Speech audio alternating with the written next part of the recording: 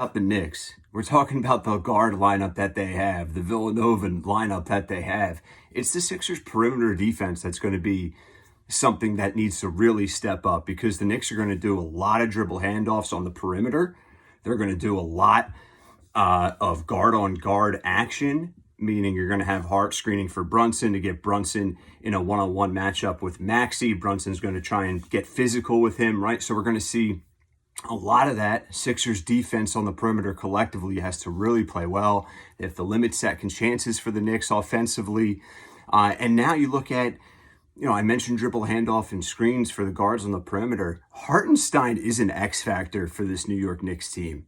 And it sounds funny. Someone watching this may be like, Hartenstein, he's not an all-star. He's not someone that we're worried about. No, he is someone that we should and need to worry about, because he has a high basketball IQ.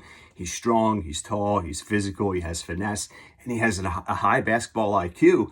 And going up against an injured Joel Embiid, listen, if I'm the Knicks, my game plan is a lot of action being run through Hartenstein, right? You get him the ball at the top of the paint. You run action through him. You let him make decisions. You run dribble handoffs through him. If Embiid's on Hartenstein, then you do a dribble handoff with Brunson. If Embiid doesn't step up, bang, knock it down. If he steps up and they try to switch, Brunson goes by him, getting Embiid in foul trouble. And Hartenstein can finish one-on-one against Joel Embiid. So all of that is something to keep an eye out for, and something that I'm worried about with a Joel Embiid that's not 100%. If I'm Nick Nurse, I don't know what the game plan is, right? Like, I really don't. I think you're going to see a lot more zone defense from the Sixers on defense, especially when Joel Embiid's on the floor. And then Nurse has to make the decision, do you go small ball? If so, how much? Right? I don't hate the lineup of Batum, Maxey, Oubre, Lowry, and maybe a Buddy Hield, or a Batum, Maxey, Oubre, Lowry campaign. I think we're going to see a little bit more of campaign in this series. Sixers are going to have to be a little bit more athletic on the perimeter, get out in transition, just get buckets where they can. And I mentioned X factor for the Knicks. For the Sixers, a lot of people are going to say Tobias Harris, maybe Kyle Lowry.